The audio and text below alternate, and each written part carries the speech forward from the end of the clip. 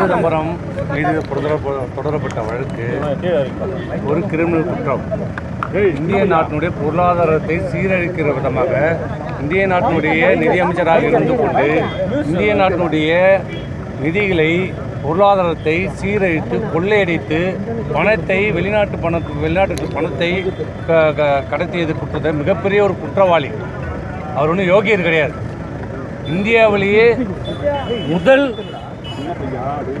Criminal, மிகப்பெரிய ஒரு criminal Chidambaram என்பது இன்றைக்கு நிரூபிக்கப்பட்டிருக்கிறது.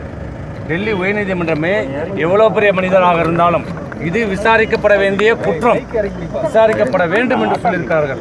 ஆகவே பல நாள் திருடன் ஒரு நாள் அகப்படுவான் என்ற கதையாக இன்றைக்கு ப. சிதம்பரத்தால் ஏற்கனவே கனிமொழியால் இந்த தமிழகத்துடைய மானம் கப்பல் ஏறியது. இன்றைக்கு ப. சிதம்பரத்தால் இன்றைக்கு தமிழகம் தலைகுனிந்து இன்றைக்கு நின்று கொண்டிருக்கிறது.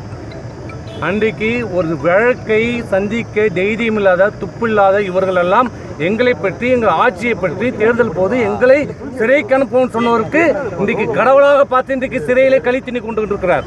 திமுக டெல்லியோட போராட்டம் பற்றி என்ன நினைக்கிறீங்க?